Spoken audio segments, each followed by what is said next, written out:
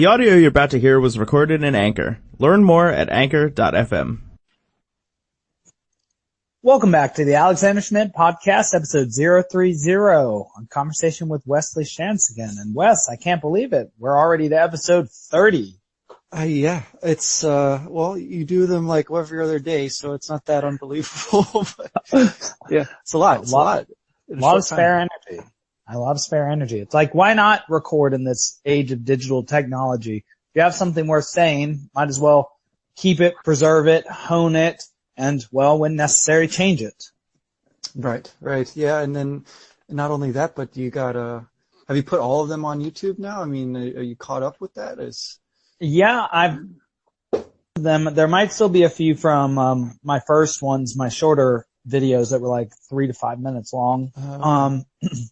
But yeah, I'm really liking YouTube as a platform, and I'm really hoping to stir up some more traffic there. I know that it's a high traffic site with a lot of viewership, and from what I hear, a lot of male viewership. And you know, I lecture on the Iliad, and we talk about, I think, highly abstract topics and ones that I think appeal to everybody, but also especially to young men. Sure. Yeah, it seems like there's a really incredibly voracious audience out there for this kind of material, and it's like really, I mean, in a way surprising, I suppose, but then when you think about it a little more, maybe not so surprising. So I think it's cool, yeah, to get to start a conversation with everybody out there, yeah.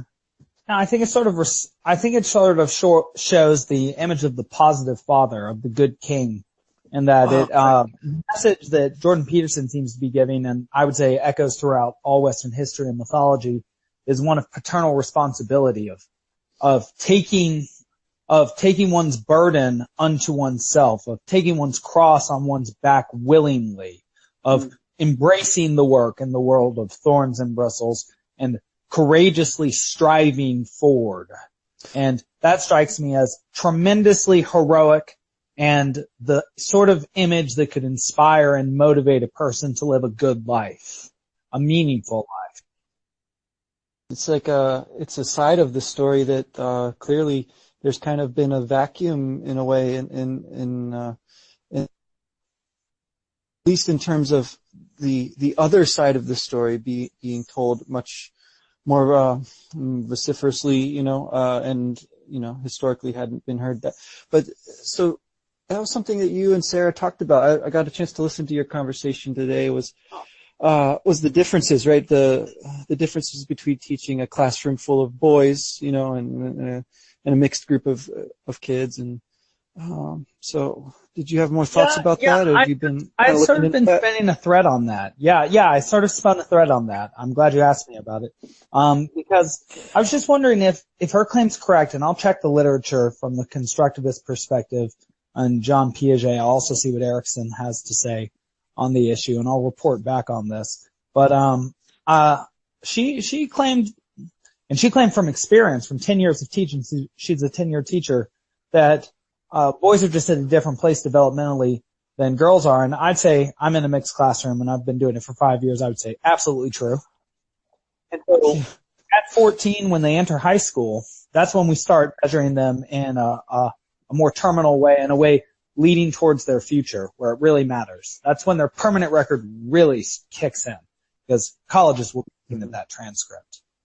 And so if the girls are already outperforming the boys because they're more developmentally mature, because they have to be more developmentally mature at that point because they're on a clock, because that's just how biology works, and the men are on less of a clock.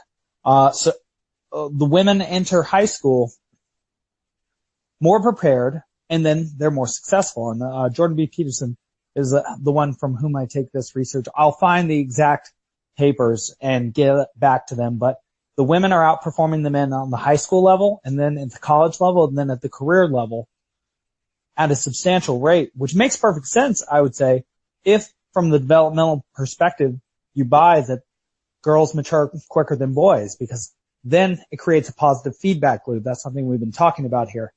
They experience more success earlier on, ages 14 to 16, which further engages them in the activities of school and the successful pursuits therein, whereas it further alienates more of the boys who are less developmentally accelerated, you might say. Yeah, no, well, I'm thinking kind of like on, the myth of Atalanta, right? Yes. And she's faster than everyone. And I'm just thinking like, but it's more than that. It's the myth of the mother religions, right? The great mother is always there before the sky gods kind of come in, it seems like. And so it seems like there's this thing where, the woman is always ahead and you're playing catch up the whole time, Right. Why like Eve gives the apple to Adam. So the sort of developmental arms race. So I guess I would say, given the culture in which we're living right now, it's pretty clear which gender is getting the upper hand in terms of conscious intelligence and embracing the benefits of. And so, perhaps all of this that's been happening has been a call to higher consciousness in the men. Sure. That's sort of. I think that's a good way to look at it. I mean, it's like. What other way are we going to go with it? It's not like we can go backwards in any sort of way, and we can't stay here in this state of chaos.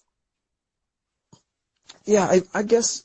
What is the way to engage that? So it's like you engage with students in a classroom, and that's kind of one setting, but then there's this totally other audience that we just mentioned, right? Like people watching stuff on YouTube because they want to, find out about what these people are talking about, like what the heck is going on, and so like where's the bridge, I guess, between those two worlds, like the world of the classroom and the world of the YouTube, blogosphere and all this like online stuff. I think the bridge is being developed. I think more and more we're going to be accessing each other's homes through the computers, and we're going to be wanting more genuine and honest communication. And I think education is going to, I don't know, I think, at least at the university level of education, we're going to be able to get a lot more creative with it.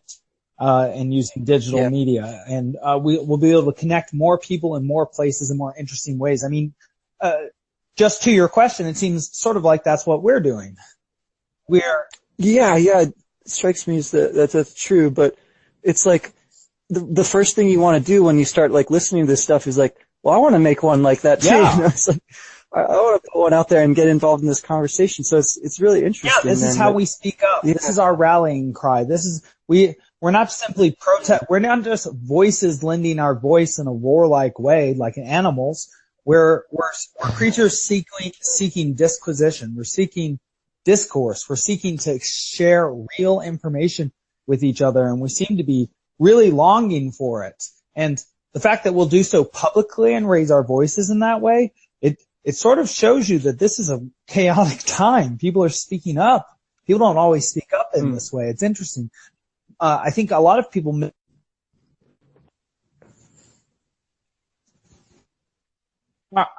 All right, we're back.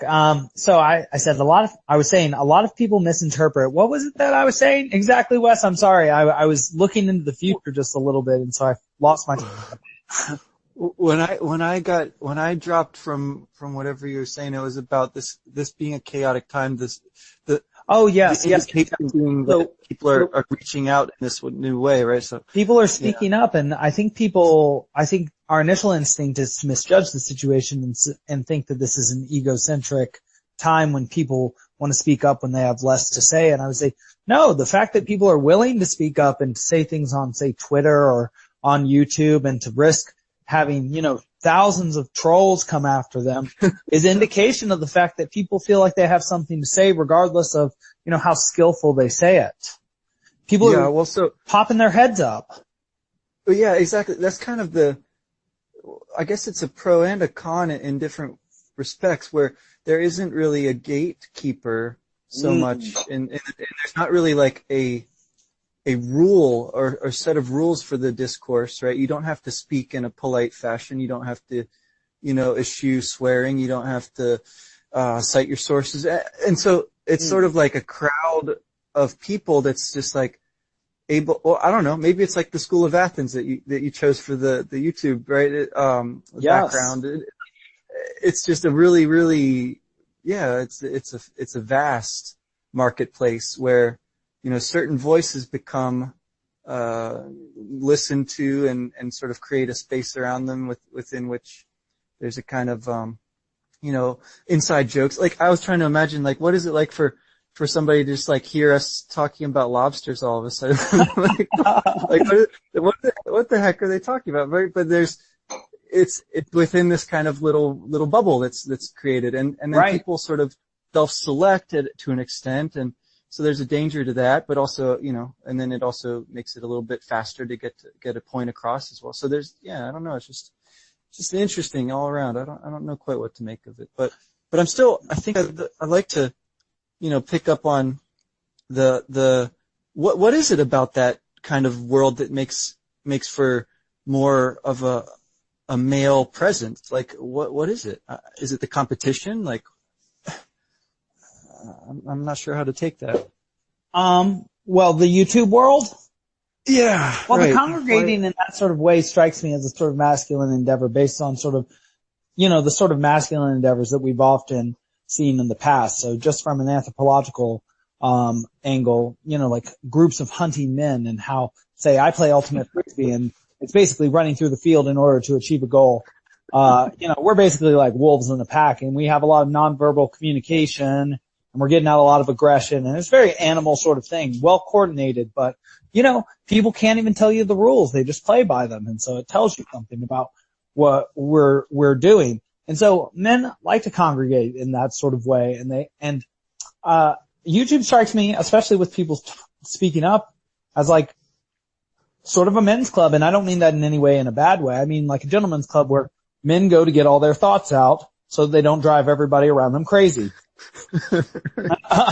And so that, I would say that that's half the reason I both teach and do this, because I just have such a creative flow of thoughts so often that, I need a kind of steady stream of new minds to deal with each hour, because nobody can keep up for as long as I can go, so far as I found it.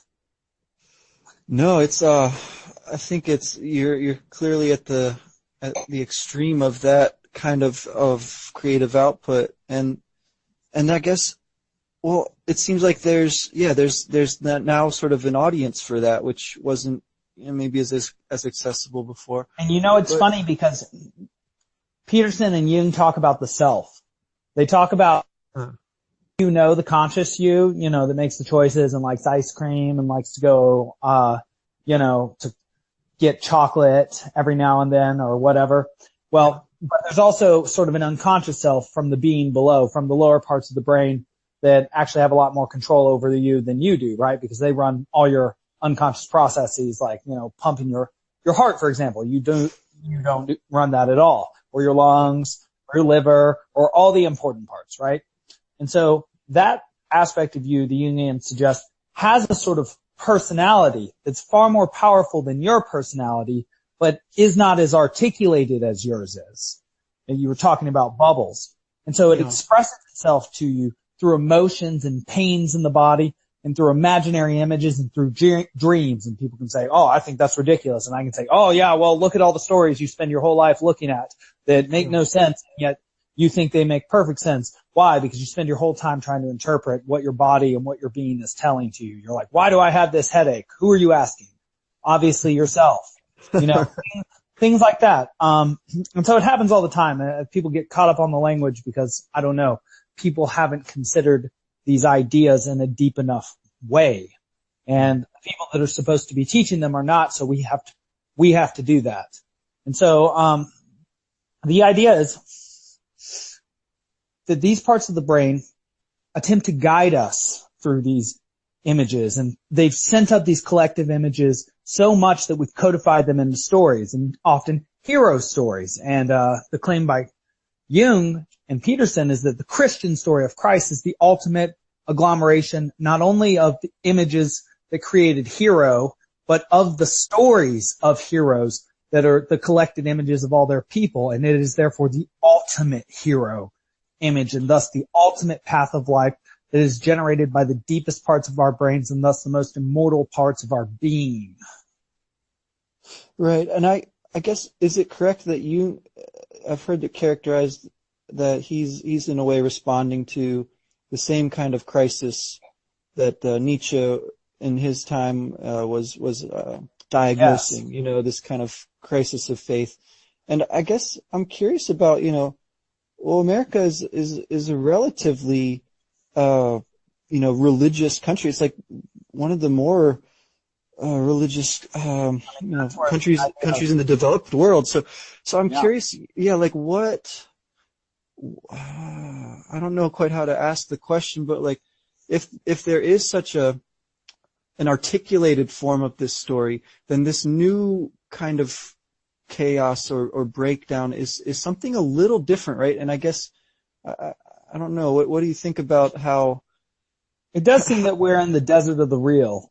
That we have, so Nietzsche diagnosed a collapse of the moral structure that held up our social world through us killing God, which means that our scientific knowledge made it impossible for us to maintain a pure literal Christian faith anymore.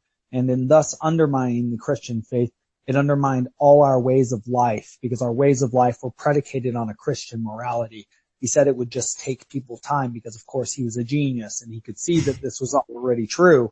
And that means he moved much faster towards that information than other people could. And so it generated down to the mass much, much, much longer because, well, honestly, it has to get articulated in the form that they can digest, which is generally in an imagistic fashion. And all you have to do is consider the developmental process of a child in that respect. So how do you first teach children? Through teaching them Shakespeare? Absolutely not. You give them picture books. Yeah. And so the less educated your people are, and you should understand that everybody was much less educated in general in the past at any given time in the past as opposed to now, regardless of what the upper crust was learning. And so how are you best going to convey deep abstract ideas to them? Well, you have to get the artist to somehow translate those into imagistic form in a way that moves people in an emotive and motivating fashion, in a way that somehow gets them to embody the message. And well, we're still at the stage, I would say, where we're still trying to get the new message. And so that also, I think, comes to us through art. And that's the problem with some of the Hollywood movies we've had lately, that I feel like, and this might just be me, but maybe I feel in the same way that everybody feels, and that I'm a human. And so many movies have been so hollow to me. It's particularly the most recent Star Wars and the most recent Thor. It's like we're dealing with clearly mythological images, people who can, use magical powers like gods, and people who actually are gods in the case of Thor. And yet, as powerful as they are in their universes, they have no power to affect my soul. And I think we're reaching for something that we need to see artistically, that our abstract-minded individuals then need to articulate into words and then express down to individuals who can understand that, who can then perhaps also then translate it into a more artistic form again to be interpreted by those that have, less time for words. Well, yeah, so I guess that's part of what's interesting about the Christian story, right? It's a story of a God who's also mortal, who dies and is reborn. So there's this kind of continual revival that's like enacted in the story, and that I suppose is always supposed to, be happening in the individual, but also on the social level. And so, so I guess it's sort of interesting then that, on the one hand, we have this concept of a divine human, right, combination sort of thing, or however you want to try to put that paradox into words. But then on the other hand, like you're saying, we have way more, just like stories that come out of Hollywood or wherever, and they're somehow ringing hollow. Yeah. Like they're just, the spirit is not there somehow. And so I guess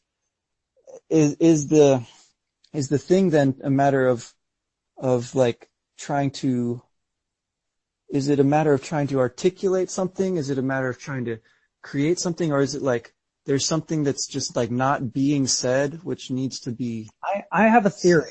I have a theory, so give me a moment to spin it out and tell me what you think of it. It's just a likely account, and we know from Plato talking about the Timaeus that sometime that the beginning of science is giving a likely account, and people say that's wrong, that's wrong, that's wrong. But at least we've begun the conversation, and perhaps you even get something right. And so you got to start somewhere. And so whenever someone starts a speech like that in Plato, when it's Socrates, right, you got to be on your guard when he's like, well, this is just a thought that I'm just having at this moment. But go ahead.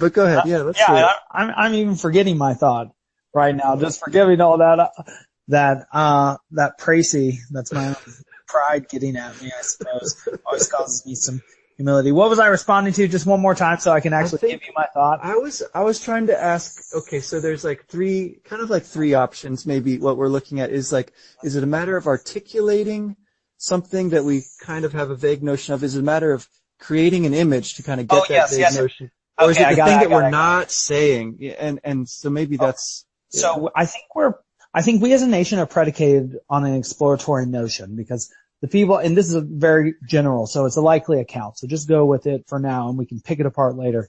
So, the people who first came over here, adventurous, of course they had to be. They were highly exploratory, highly open, because they went across the sea to go to a place they barely knew. The people who then got here, relatively pugnacious, cared about their rights, pretty intelligent, pretty open, smart enough to make their sort of own rules, broke apart from Britain, somehow creatively won because it had to be creative because they weren't stronger than the British. And then sort of kept expanding and exploring out towards westward expansion. Liked the idea of expanding and exploring so much that they called what they did manifest destiny. Which, suggested like they like felt like it was the will of God pushing them out. And I think we say that that's propaganda, but it's also like, well, why would that work though? The idea of destiny and moving out and being moved by a spirit of exploration. And then, now we have the whole U.S. and we have even more, and we have a bunch of ships, from the Navy all over the planet and control the waters. And we go around everywhere exploring everything in the ocean, and we've sent people out into space even. And I think, here's sort of a gap to bridge in this. I think if you look at the anxiety and the depression that people are feeling, that's because the next exploration, and I don't mean this in any sort of hippie way, is one within, as in what is a human precisely. And I don't mean that in an abstract way at all, because people are feeling depression and anxiety because they're forgetting what the plan is, I think. They think they have no plan, they have no destiny, they have no meaning in their lives, and that makes them question everything, the rules, and why do this and why do that, and it makes them feel valueless. And then you need some sort of drug to pick you up, because, well, if you feel valueless, what are you pursuing, and what do you think, what gets you up in the morning then, right? Because life is very hard, and it makes me think of Odysseus on Calypso's island. It's like, life can be like that, where everything around you could be paradisical, but without goal and without momentum forward. It can just be like a hellish desert, like where the Jews were after they left Egypt, in a place without structure, without values, without goals. Like even the hellish prison they left behind, because of its regularity and order, seems preferential and idle and scared moments. Yeah, right. So they long for, well, I mean, it's like the grass is always greener too, right? It's like, so I feel like, which is like your premise seems to be, right? Like we always are seeking to explore something. Yes. Okay. Well, you look around and you're like, well, shoot, there's not really, much to do here. I guess I'll just watch the clock, Yeah. Whatever. So, So then the matter of forging values, right? Because I guess it's sort of like, if you want to, you can turn to traditional values, but most people want to do that. That's, sort of passé. So then the next thing is to, somehow like. And why is that passé exactly? I just kind of like to consider that, because I grew up in I would say a time, and certainly a household, where for sure the traditional values were considered passé. and like to talk about. But like, I remember when I started applying certain values to my life, like trying to be kind to people and to repay my debts to people and to try and get like stronger than I was and to try and be more dutiful than I was, that people started responding to me in more positive ways than when I was more selfish and greedy and portly and, lascivious and, like the more vicious I was, the more negative feedback I received from people around me. And regardless of what arguments we have about what's good and bad, it seems very clear that making the situation around you as good as possible is a major positive. Oh yeah, I guess it's a matter. I think it's kind of a political thing in a big way, right? Like, if you sort of like use the language of traditional stories and roles and values, then you get identified with the negative father image. Mm-hmm. Yeah. The negative father image is the cruel tyrant, the old tyrant who represents outmoded values that he tries to impose on his people in order to suck the souls of the future out, in order to maintain an ever-decaying present. It's the image of a vampire, is what it is. The creature that should be dead, living off the flesh of those who are actually alive. And the vampire is so seductive too, right? To women. And it's like, in a sense, he's like horrifying. But in another way, he's like, right. And that seems to be the image that's being projected onto men at this time, because it's like, why do we have this attraction to you? We're disgusted by you at the same time, for everything you are. And it's like, well, or for that which was formerly considered your virtue, like being dutiful or strong or intelligent or kind or, genuine. And, because you have to be able to be honest and use the right words to be genuine. Otherwise, you can't be honest with each other. Right. So then it's just a mask. It's just another. That's right. It's just another mask. And that's, something that when I teach the Odyssey, for one, marriage comes up constantly. And in talking about marriage, constantly it's mentioned, not only on Scoria, but also in Ithaca, that the best thing you can have is a good marriage and some good kids with the marriage. And this is the Odyssey saying this. And why? And Odysseus actually explains it in a funny way, because that's a boon to all your friends. This is something great for them. And it's sour for all your enemies because it makes them hate you all the more because you're so obviously good, if that's what's happening. And it's like the Odyssey, like the Old Testament and the Bible, is the congealed wisdom of the past. Odysseus is and I'll make this argument during my lecture course in something like 25 to 30 hours worth of thinking. And basically Odysseus is the congealed image of the successful personality, that which adapts in the necessary way, follows the signs, argues when necessary, and he embodies active intelligence, self-restraint, and perseverance. And I would say that's the holy trinity of success, because he's intelligent, he can restrain his desires, because he understands why to restrain his desires, because he can look into the future in order to visualize a greater possible outcome than his companions. His companions who die, say, on the island of the cattle of the sun, they're persuaded by their bellies.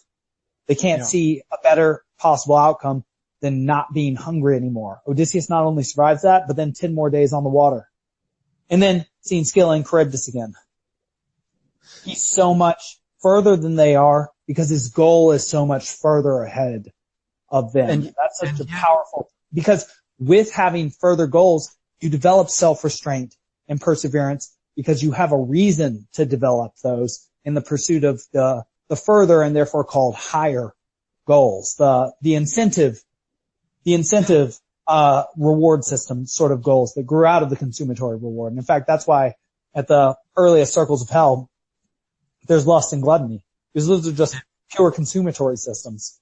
When you mentioned being far ahead, it made me think again. Well, so I mean, but Penelope, she gets one over on him when he finally gets home, right? She gets, and that's so great because in some way as you point out, it's not just the father figure. You don't have a father without a mother. It's a marriage. And that's, I think, a big part of, well, I guess I would say like the thing that's not mentioned, right? Like that's there. It's like, it's too much complexity for the kind of, the kind of discourse that we have tended to. Right, because I think the point you're implicitly making is that that's a biological union that we can't explain the mechanics of in a 100% accurate way, because we've been trying to understand when, say, consciousness begins and how that's transmitted and how life is transmitted forever. I mean, we do have some good research on this sort of thing, but it's not as if we can just produce a living organism out of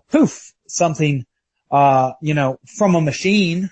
We're not even close to that. So to think that we could understand the psychological aspect of that and then just dismiss it as if we even had the most superficial understanding of that relationship. It's like the holiest union in the church is considered that between Christ, the Son, and the church itself, the wedding. And if he represents the truth and she represents Mother Nature, then it's the connection of the truth of your being with Mother Nature, that your actual destiny that is set by God is also in accordance with nature, which is I think the opposite of how a lot of people have interpreted that sort of dogma. And that's fine, but they don't have to, because I think that's really very much present in the imagery there. I was talking with you, I think, earlier about the images of the Pietà, the statue. I was just going to bring that up, because that's the other end of it, sort of, right? Yeah, go on, please. So I'm thinking of like the Michelangelo image. You have this like sort of statuesque, of course it's a statue, but she's massive, right? Mary is huge. She's enormous. She's the whole world. And across her lap is the dead Jesus. And her look, her gaze is just like infinitely wise and sort of like forgiving and sad, but also, she has accepted this as kind of, the purpose, right? It's not suffering without meaning. It has the deepest purpose. It's like, yes. I think, my interpretation of that, which I think accords well with what you're saying, is that a selfish interpretation of that image would be, how could you bring man knowingly into existence who's conscious of his finitude just to allow him to die? And I would say that that's actually sort of what Thetis, the mother of Achilles, has to confront in the Iliad. Because she's always so sad about the fact that her mortal son is going to die, and so she tries to give him everything. But that's not Mary. No. She doesn't exist, or the son doesn't exist just to receive gifts from her. I would say this also indicates a differing developmental stage of young boys and men, going from just getting things to moving towards things, or learning to enjoy the pleasure of pursuing that which they want rather than simply receiving. The idea is that that Jesus or the Son or any man is the gift of Mother Nature to the world through his charitable acts, through what he offers. He, in offering all of himself as sacrifice in life, and offering it towards the good, he is therefore a gift from Mother Nature to God. And who is God? Society, the Father. And thus he is pleasing to God. And who is God? The side of right, Zeus, the judgmental father, Dumbledore, Gandalf. Right. The one who approves of your noble action and sacrifice. Yeah. And so he has consciously embodied what nature chose for him. And so I think that's what we have to do with our minds. We have to realize that we have a being and we have a human nature, and we have all these stories that indicate they move us toward a central narrative. And we have to embody that all together, and we can embody that all together. And insofar as we do embody a central narrative together, and I don't mean in a propagandistic way, nor do I mean in a uniform way, without our individual idiosyncrasies. Obviously, everybody plays a different part. That's what makes for the interesting play, for an interesting game. Everybody has their own role to play, but they need to be on the same stage, you might say. Or they need to be being composed by the same composer. We need to be on the same sheet of music. We need some sort of solidarity. We need an overarching thought that joins us all together in a powerfully unified, trusting way. In a legitimate way, too, though. Not a forceful, totalitarian, scripted by man way. That's why I say it has to be artistic first. Something needs to just be ripped from our imagination. Something that joins us together in some way. And then, well, I think, yeah, go on. I guess I want to say, if it is a matter of sort of trusting the cosmos, right, that there is a good order behind things, then that's what maybe cosmos means, by the way. Exactly right. The beautiful order. Maybe it's a matter of sort of like resting upon that and making that the foundation of your action in the world. Because if that is what you really think, right, then even the people who don't believe that, are without knowing it, acting within it. Yes. That's, and that's, I mean, I think that's what's so infuriating a lot of times about people who have like a strong religious faith, is like they're able to sort of see the world in this way that to all appearances the world is going to hell. But for them, for someone who has really got that faith, and not just like faking it or just like intellectually, imagining it. Right. But who actually feels that there is, a purpose An to everything. Alyosha, not an Ivan. What's that? An Alyosha, not an Ivan, from the Brothers Karamazov. Of course. Yeah. Well, so, yeah, and in that case, I don't know that you have to have everyone playing the same game, right? Because one game is actually the better or like realer or something and will out.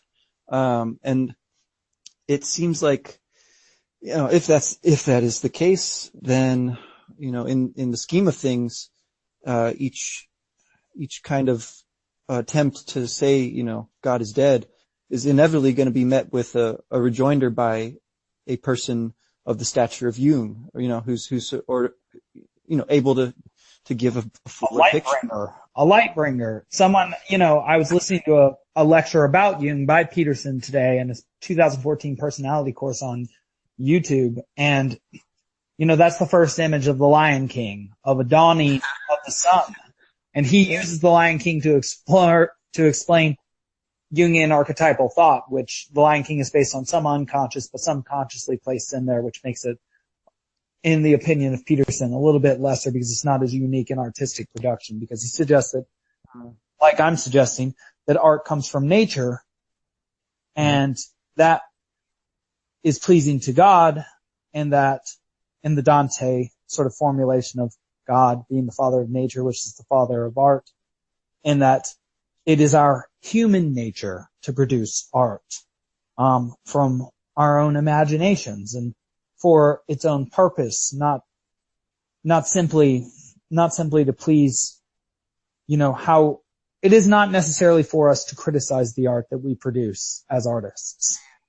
Because how do we know that our small consciousness will understand the full product better than whatever is working through us? And I think that's often proved to be the case by the fact that, critics often like books that are not beloved by the same author. Like, say, Anthony Burgess was not a big fan of A Clockwork Orange. But, it could possibly be the case that he didn't even recognize his own genius because he didn't understand it.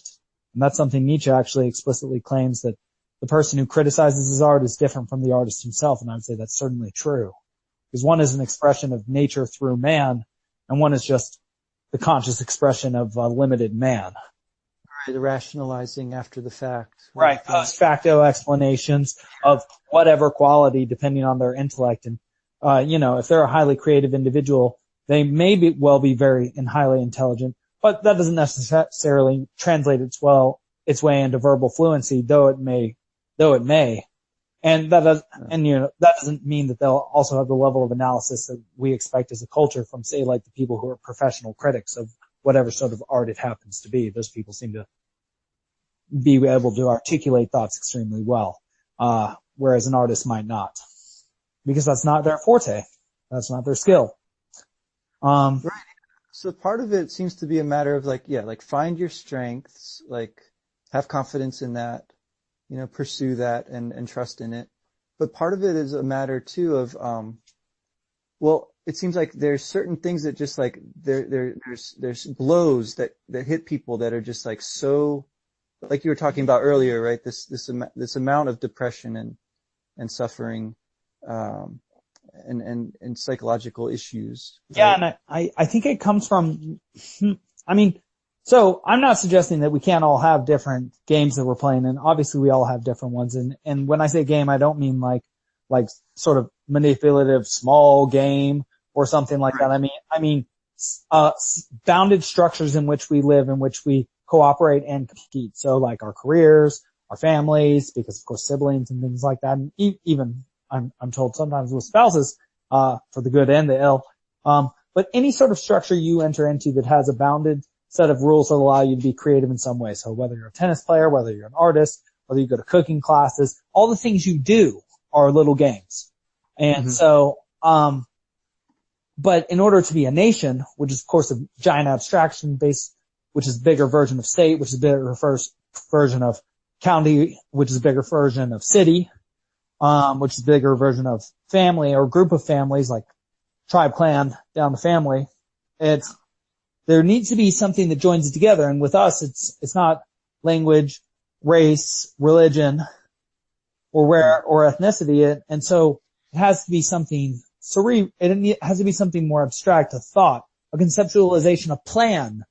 If we're a ship, if this is the ship of the state, we have to be going somewhere while the chaos beneath us rages. We have to, and if we know where we're going, then we can row together and we can maybe even get there. And that might be a good place to be. And I've been suggesting that might be a sort of internal place if we come to understand ourselves, not only scientifically, but psychologically, and embrace our literature and our texts and our religious texts, all the texts from our ancient traditions. We haven't been around, we haven't had consciousness for that long. We only have written records of things for like up to a little over 3,000 years with like the Epic of Gilgamesh and things like that. We've barely been writing at all for, 3.5 billion years we know Earth to have existed, at least that long. And then, we even have a common ancestor with lobster 350 million years ago. And then supposedly we came from, we moved away from the chimpanzees something like 15 million years ago or something like that. Maybe, and then from our most recent, and I don't know. So, the point being, actually I'm forgetting my point again. I'm so sorry. Talking about just how far we've come. So, excuse me. I'm taking it back up. So the fact of the matter is that when we're thinking in terms of these evolutionary spans of time, they're just so vast and expansive that when you think about how long history has been preserved, it's almost no time at all. And you can understand why we talk about positive feedback loops and their exponential growth factor based on initial incremental growth, because civilization has progressed so much, not only in the last 3,000 years, but in the last 100 years, so much so that we think we can leave traditional values behind, not because we're not tethered to them, but because we're expanding so fast, like the universe, we've projected that idea out onto. And so it's not that we're not moving faster than ever, but it is that we are still connected to everything we have always been connected to. And so we should extend our knowledge not only forward at this moment, I would suggest, but also very much backward and in depth, because we have an opportunity with our increased health and access to knowledge to truly understand who we are and what we are as people, but also as beings. And so but does that, I guess I'm still curious about what happened. What do you say to someone who has a like legitimate grief with like the nature of reality. Like they have depression, they have, whatever like serious suffering, like something awful has just happened to them. Like, is it a matter of something that you can conceptualize, to reach that person's, pain and somehow like diminish it? I think they need something that reconnects them to what the world is at that moment. Yeah. Because an event has punctured a hole in their worldview, and that hole, like a wound in their leg, calls to their attention, like pain, like physical pain does. And so their attention is constantly diverted to that, which is why they're often listless and without energy, because they are giving the Jungians would say, all their energy is drawn into the unconscious, which is what Peterson calls, like Jung, the dark night of the soul. And so they're drawn down into the underworld, the negredo, as the alchemists call it. And so why? Because you, like a spider, need to reconstruct your little web, which is the reality in which you inhabit actual reality. And actual reality in your picture of reality just bumped heads, and reality shattered your image because it wins. Because it wins, and it doesn't care what you think, and that's why there are things like cancer, and they're always shocking to us. But it seems to me that is sort of what's going on with, the nation or the West or whatever you want to say. It's like it's basically like sick. It's like a sickness. That's right. That's hitting, like psyching it out. Like it's fixated on this thing which it can't quite name. It it comes up with lots of sort of pseudo conceptualizations of it or diagnoses of it or something. But so, yeah, then if what is it that you can do at that point? You sort of, you want to reconnect to the world. Okay. But so how we do that, I think, is through a story. You find out a story. Often it's either produced out of art or the mythological imagination, or we find it embedded in the past and we just haven't noticed it in a long time. That's the idea of going to the Cave of Wonders and getting some ancient treasure. Of course, the greatest treasure is, the treasure of awareness, which the lamp ultimately involves, because that's why it frees the genie at the end. That's the freeing of the mind. And so that's worth more than any physical wealth, which is why Apu, the symbol of Aladdin's desire, his animalistic desire, inappropriately goes for the wrong thing. And so, we need a story that bridges the gap between where we are in the desert and a structured cosmos. One that's like a story of a people coming home, like a coming back to Jerusalem, or of the Trojans under Aeneas's command defeating the men of Latium and the Rutulians. So this is hitting me right now. That what you're saying, it seems like you're saying like we need a national epic in a way, right? And this is something, the great American novel or something. It's like, as Virgil did for Rome. Yes, as that did for Greece. It's like, okay, so it's like just a tall order, but yeah, so like what are the contenders for that, I guess? It seems like Hamilton was like a huge smash hit like a year ago. I don't know if anyone still talks about that. Like what is that is interesting though, that the very content of it was Alexander Hamilton, such a major historical figure, that still these revolutionary time and post-revolutionary time figures, these founding fathers who created our major institutions are just still epitomized, symbolic heroes of our people. And so even in a time when we claim to have no values and we sort of even irreverently portray them, who is it that we're portraying? Well, it's like the most interesting stories that we can find, right? Like, yeah, whether it's portraying the founding fathers with an all-black cast, or I don't know, like Moana, right? The same guy who wrote the libretto or whatever for Hamilton, he then wrote like all the songs for Moana, which is like, really, really popular, I guess. But it seems like is that now it's like you have to write that national epic like every few days, it seems like, to keep people's attention. Because it's like that thing that's sick is like so much getting our attention, right? We just like are constantly drawn back to it. So yeah. Right. And I was texting you earlier that I took the big 5-factor analysis test, and it came out that I was highly creative and highly orderly, and that sort of made sense given my profession as a literature teacher and a literature podcaster with you, who converses with you on, often very creative ideas, and but also highly orderly. And so I thought about that, and that was, you asked that question early on in the podcast history about where I thought I fit in the sort of pantheon of things. Was I more creative? Was I more analytical?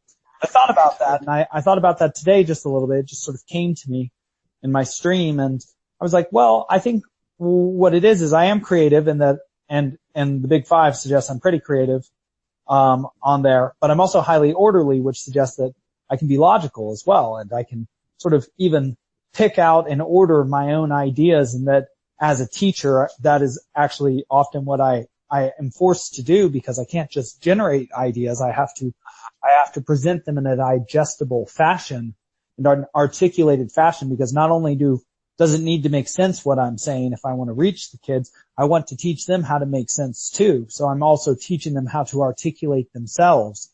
And I even teach them that that's the measure of brilliance. It's not how brilliant your thoughts are. If you can't bridge the gap, then nobody will see the light within them. So you have to learn how to express yourself in the most articulated possible fashion so that people can actually see you for what you actually are. And that's your duty to bridge that gap, not theirs. It's your duty to be clear and to express yourself in a meaningful and significant way, and significant indicating that you leave a sign on somebody because you are remarkable. And well, that's what I'm trying to teach them. And I think that's what all these stories teach, especially with the figure of Odysseus, that to be remarkable. And even Dante said that today. I was reading Canto 18 of the Paradiso, and I swear I didn't plan to say this, Wes, but something he says that just struck me so much in the sphere of Mars, and I'm looking at his lines 31 to 33, and we read this in seminar, and its spirits are blessed who below, before they came to heaven, were of immense fame, so that they would be spoil for any muse, suggesting that the spirits in the heaven of Mars, and perhaps even larger, are those who left the most significant impact on Earth, who were spoken of on Earth, who were legends on Earth. People spoke of them because of their incredible deeds, that the people that get put in heaven are the people we remember, because they are so unique and individual. And that is what someone has the right to do in this country. It's protected by sort of divine law as far as we're concerned. And it is divine in that we think it is unimpeachable. That means divine. Right. I mean, that means if everybody agrees on it, on the courthouse of Milwaukee, where I went to school at Marquette, it says Vox Populi, Vox Dei. The voice of the people is the voice of God. And in a democracy, that's certainly true. And in the theater, that's true, right? It's like the thing that people will go and pay for is the thing that's great. It's like the thing that keeps going, that keeps running. And it's the voice of the people. It's an old movie that taught me that recently. It's called Children of Paradise, an old French movie, that I was watching. Yeah. So anyway, but if it's a matter then of like, being able to read and articulate in your own life certain things that you glean from great literature and epics of the past, then maybe it's not simply like, writing a new national epic every few days or weeks or whatever, but it's more a matter of what you're describing, right? This depth of the deeper you drop the pebble. I finally realized what this means. The farther out it will ripple. Right? Sure. And there's even an exponential equation for that Dante makes this expression earlier on, and I apologize for not knowing exactly where, but that the process of learning is akin to moving your former meridian middle to where your current edge is, which is also the Jungian expression of changing the relationship of simply believing your conscious mind is all you are to understanding that you actually exist in the interplay between your conscious mind and the self, which is the expression of the being from the lower brain and that beneath your prefrontal cortex. So the idea is Oh wow, sorry. Again, It's like a kind of it's a moving target, right? It's like that's you move exactly. to the point of this like liminality, and then you like understand it, and then you get to move a bit further next time, sort of thing. Um, that makes sense to me. Yeah, and that's certainly the idea of the active intellect inscribing itself upon the passive intellect in Aristotle as well, I would say, or the receptive intellect. And also the idea in modern psychology of the fluid intelligence, which creates the crystal intelligence. And so as you get older, you have more and more crystallized intelligence because that's what the fluid intelligence has produced. Yeah. Well, it seems like, these scientific accounts, well, they really are sort of just like more maybe evidence-based, stories. Yes, well, I mean, you even start with the idea of a hypothesis, which of course comes from ancient Greek, the fact that we even still keep vestiges of their language, and it means something like high culture to us to know anything about ancient Greek society. And then we're coming to realize through at least what I think I'm seeing in the Odyssey and the Iliad, that it's not just some high culture sort of thing. It's, a reinvigorating of culture, or a constant stream running through our culture sort of thing. There are things about Odysseus now that I can compare to Dante that I believe Dante saw, which makes him sort of very similar to a very pre-Christian or even Christian figure in terms of his ability to be the hero who is always successful in the most difficult possible circumstances. In fact, an interesting way to look at the decisions Odysseus makes when he throughout his journey is he choosing the Scylla or the Charybdis in this situation? Scylla kills 6 of his men. Charybdis would have killed all of his men if he went by it. And so the idea is that in life, you'll have choices between bad and worse. Neither choice is objectively good, but that's not being disputed what's objectively good. What's being disputed is what's the most responsible decision to make, where neither decision is something you would wish for. And so, Yeah. Well, you hear people criticize him as a leader because he loses so many men, right? But it seems like what you're saying is, he's the best option there is. Like, that's right. That's right. And so we have to base our judgments in a relative way based on what we've got right now.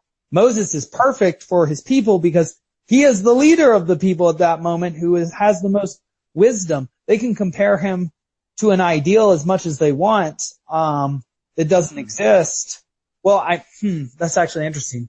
I think it's inappropriate to some extent to compare somebody to an ideal without recognizing their relative position, but they certainly didn't do that. They acknowledged him as sort of the prophet and leader. But you do need to be able to compare your leaders to some measure of an ideal, I think. Otherwise, they can devolve to inappropriate levels, by some good standard of judgment, which we could certainly agree on, I'm sure. Yeah.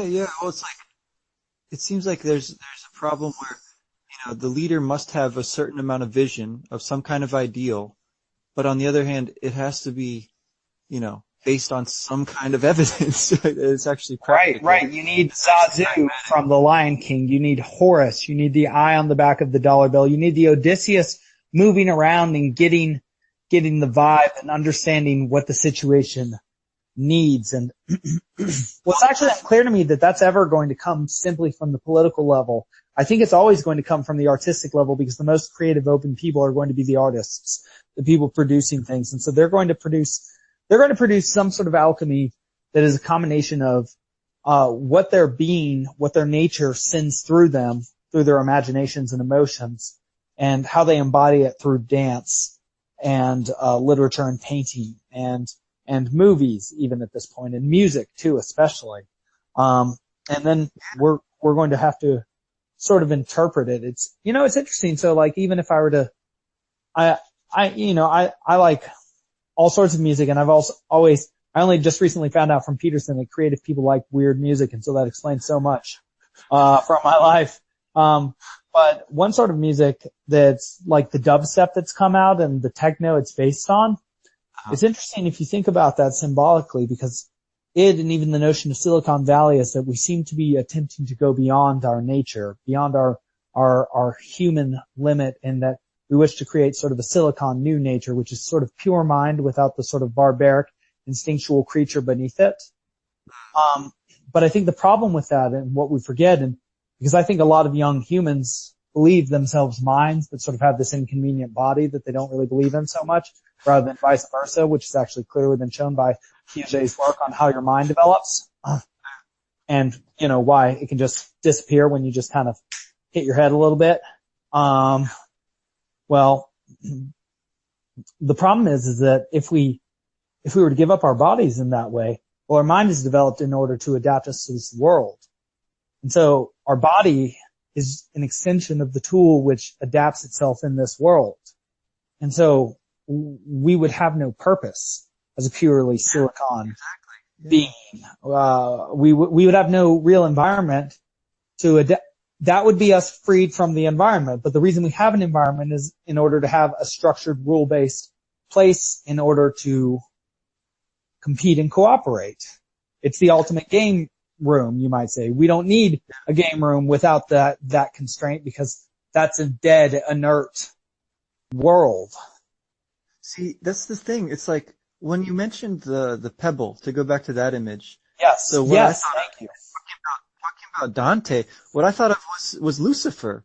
He's yes. thrust this, yes. because he sought to, impose his own vision, which was not in line with like reality, right?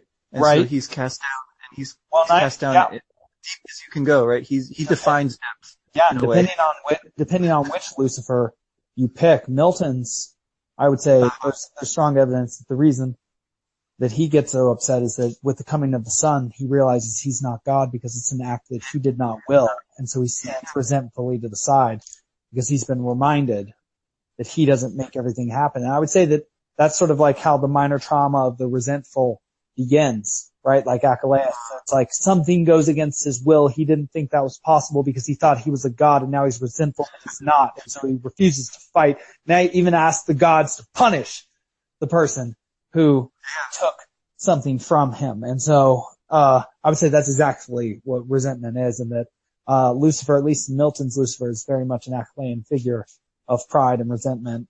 But see, now those ripples are, they're having an effect, but it's not a positive one, like not on the surface at least, but then in some sense, it is all, working towards this by going down, you go up movement, yes. right? And so, that equation was so funny because it came out that it was, within parentheses 2x, outside exponent 2.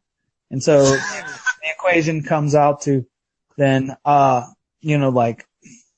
so if you plug in 2000, it's 2000 times 2, which is 4000, and then 4000 times 4000 equals, well, I think something like 16 million. And, the idea is that that's what an exponential function is, that you start with just 2000. Yeah. Double it and then square it. Yeah, double it and then square it. Exactly. That's the notion of the exponential growth, that it's like, oh my gosh, that's what Dante considers learning too. And so think about that. If you can expand, say, this 2,000 meter gorge into a 4 million, foot gorge, and that's what a mind or a being is that's gathered that much information to it.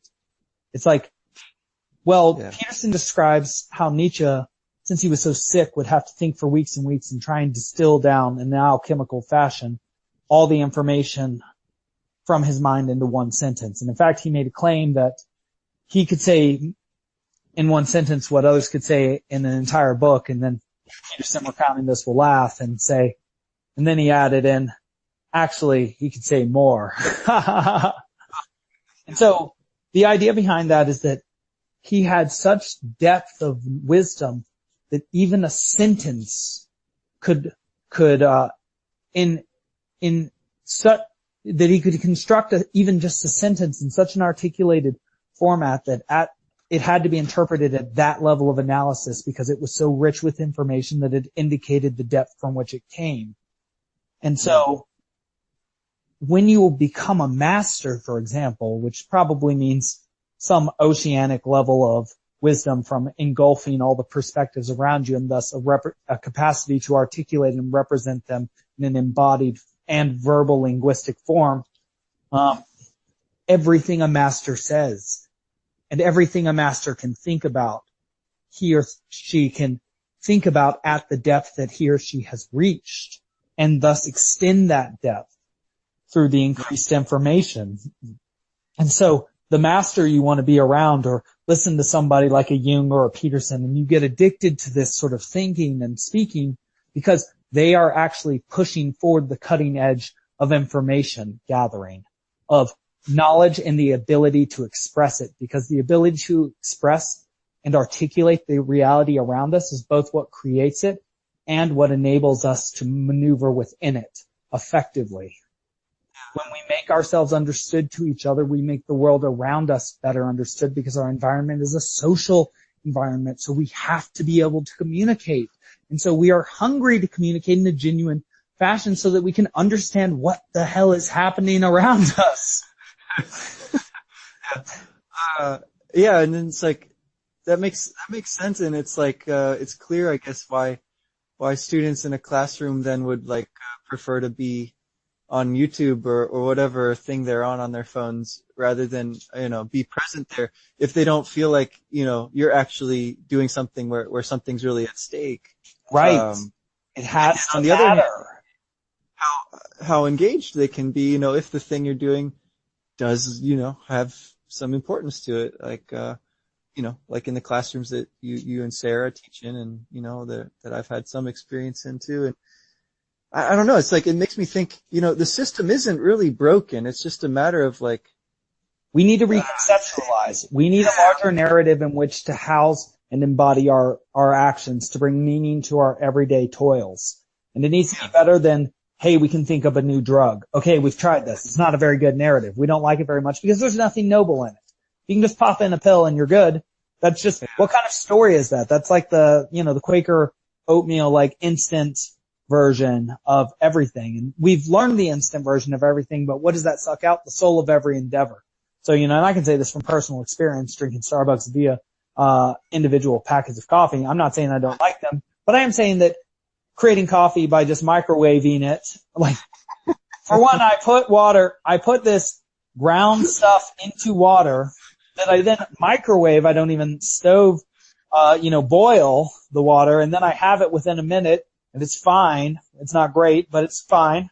And then I, maybe have some instant oatmeal that takes another minute, so I've prepared a whole meal in 2 minutes, but have I expressed any skill? Have I articulated anything into being that's interesting in any way? I mean, I've created something which is pretty suboptimal in a very short amount of time, and I have no story to tell based on it. It's like, and that's what my life is filled with at some point. No. Well, that's what that's the good life, it's like, so, yeah, no, but self-evidently it's just not so, yeah. Yeah, it reminds me a bit of Futurama and the sort of aesthetic of that show, that it's like everything is nice, is awesome and futuristic, but nothing's actually nice. Everything's shabby and lowly and disgusting in some way. All the people are grubby and out of shape and weird and morally ambiguous, and all the distinctions have disappeared between Earth and the rest of the countries, and it brought the absolute worst out of everybody. And so that's an interesting vision of the future, from the artist to put it in that sort of way. That's certainly not the Jetsons, where it's like, dang, look, these people are morally upright and doing awesome things together. Like, that comes from a unified looking nation. Whereas Futurama is more like, let's be like, and you mentioned this, a couple podcasts ago, more like the disunified Trojans. And so I think we're starting to see actually what disunity looks like the old Persian or Trojan ideal, where it's more people who live for pleasure and their own individualistic sort of smaller stories. But by nature and by definition, I think those stories cannot be as great as large unifying national narratives that are real spirits that sweep people up in them. And I think we're waiting for that next eagle, or we're trying to bring that next eagle into birth, which I think might be why we're in so much pain all the time. People are taking so much pain medication, because it's like, Athena's born from Zeus's head. It's painful to bring forward a new idea and a new level of awareness. Absolutely. And, I think it's got to be our geniuses who do it, because they do exist and they're always present in every single culture. So, if it's going to be somebody, they're going to be the fastest ones to it, and we need to get to work, and get to thinking and figuring some things out about how to educate people and how to articulate ourselves better and how to express what's true and how to be genuine and how to understand the value of being genuine and being trustworthy and understanding how to pursue hope in a unified manner with each other. These are unifying ideas that people naturally love for evolutionarily significant reasons, and these are also happen to be the reasons that have made us the most dominant powerhouse on earth that has ever existed, because we trust each other, even though we just lost a point on our credit rating, indicating that we trust each other less, during a time of, economic, not necessarily despair, but I would say certainly uncertainties, with people claiming new bubbles all the time, and having recently been burned by our own banks, which, well, why do you give money to a bank? Because you trust them. And, that was a pretty fundamental betrayal. And, well, you should know that Dante in Florence, the Florentines were known for being very wealthy bankers. Right, Medici. So he comes down very, very, very hard on them for just how avaricious and greedy they are. And not only them, but even the clergymen that come from them. Right, so it's like, so there's, I guess I could see a few different avenues that this is sort of like headed then. It's like, on the one hand, you can gather up sort of like lessons and things from the stories that are out there, whether they be ancient and massive epic stories, or whether they be these sort of smaller but like interesting, modern anything ones. interesting, any snitch that sparkles out to you from the pages or from the screen in some way, anything that grasps your mind. Well, and that's what I tried to mention earlier. That's the self calling you into being. So what is the self? That's sort of the instinctual lower version, the lower part of you trying to become the being it is. And your awareness sort of exists in order to try and guide the being through this new articulated form of reality that happens to need you to know how to dress correctly and like speak a language and work a skilled job and things that the being below can't quite exactly do without your help. And so that's sort of, that the Jungians and Peterson claim that that's where your interest comes from, because you don't control what it is you're interested in. You might be able to measure out, how much you get to indulge in it and how well you indulge in it and things like that. And maybe that's the art of life. But, you don't choose what you're interested in. And if you've ever had a crush, you certainly know that, Wes. Absolutely. And that's a critical time in your life too, right? Because you're sort of figuring out, who you are and stuff. And so, it seems like it seems like you want to, on the one hand, provide some kind of guided, like, reading, essentially, right? And, like, provide, like, lectures or whatever you want to, whatever shorter format you want to do to kind of appeal to kids who are that age. Yes. Who can kind of, like, get into that stuff, right? So whether it be the Iliad or whether it be, Harry Potter or I'm interested in talking about all that stuff too, but so that's like one side of it though, because it seems like there's this other side of it, which is, not just criticism / like inquiry, but like creative output. Yes. Which is a whole other, so, and I don't know what form exactly that would take, but it seems like that's, at least as important is what it sounds like. Somehow, making something, right? And, yes, because in making something, you make yourself. Because, what Peterson often says is the question he poses is, are you what you already know or that which produces knowledge within yourself? Are you the thing which is seeking or the thing which is already accomplished? So are you the being that you are right now, or are you the thing which is trying to improve that being, that's moving us forward in a sort of evolutionary way. And it's like, and I think about that. And, Dante at the beginning of the Paradiso, he says that so far in the Purgatorio and the Inferno, one peak of Mount Helicon has been fit for him. The peak of the muses, the matrons of art from which we get music. And, so now he needs the second peak, sacred to Apollo, the sacred light archer who shoots truth arrows towards the target and hits them, and so does not commit the hamartia sin of missing the mark. Yeah. And so the true aim of art, Dante says, especially at a time of social upheaval where those who are good are persecuted for their virtues, like him and his great-great-grandfather Cacciaguida, who was a martyr in the failed Second Crusade that failed to even really make it to Jerusalem. And of course Jesus, whom he compares himself to by placing Cacciaguida, his great-great ancestor, within the sphere of Mars that takes the distinct shape of a cross, indicating that they all share in their sort of form of a trinity as witnesses to the truth of the meaning of being by representing the truth, by sacrificing their life for it in order to witness its utter value over the evil lies of their contemporaries who exiled them in particular ways.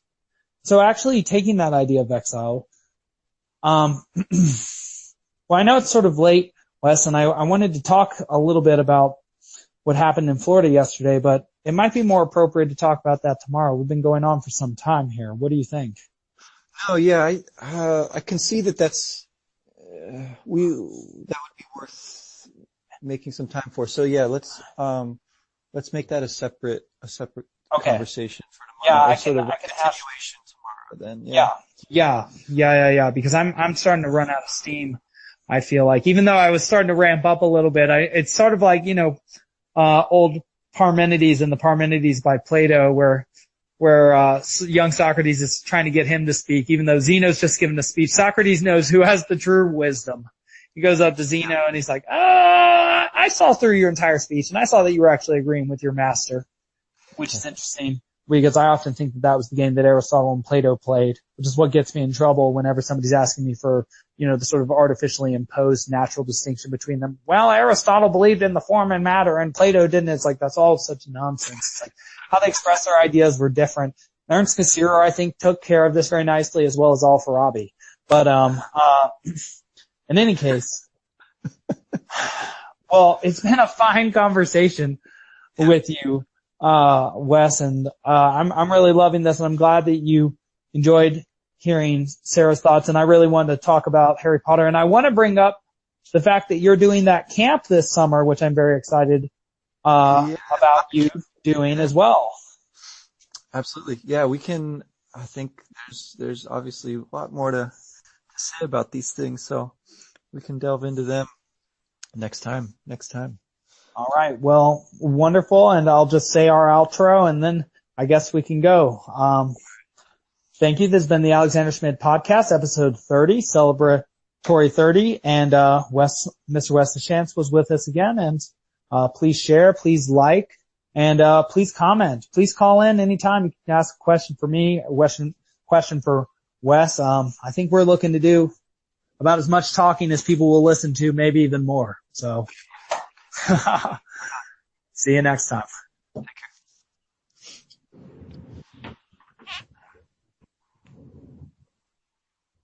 The audio you just heard was recorded in Anchor. Learn more at anchor.fm.